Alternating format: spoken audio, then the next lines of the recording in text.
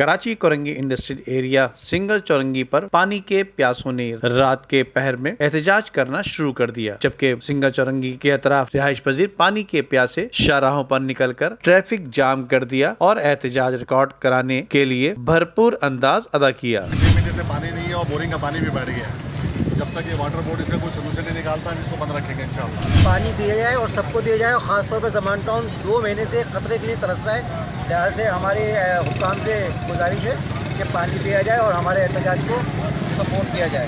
तकरीबन 2 माह हो गए पानी की शदीद बंदिश है। ज़मान टाउन, कबड्डी ग्राउंड और 35B को इन्होंने बिल्कुल सोतेली माँ जैसा सुलूक रखा हुआ वाटर बोर्ड ने, और टैंकर माफिया भरपूर तरीके से ज़मान टाउन में सब जगह माल बेच रही है, पानी बेच रही है, हमारा अपना पानी बेच रही है। अगर ऐसा रहेगा तो हम कई दिनों तक यहीं पड़े रहेंगे। हमारा एक ही मुतालबा है, ज़मान टाउन को पानी दो, पानी दो। बताया जाता है कि कोरंगी इंडस्ट्रियल एरिया शाह फैसल से आने वाली शाहराह और डिफेंस कलेक्टर की तरफ जाने वाली शाहराह समेत कोरंगी की मेन स्ट्रीट को ब्लॉक करके एहतजाज और धरना जारी रहा, जबकि इलाका मकीनों का कहना है कि शहर कराची लावारिसों का शहर बन चुका है।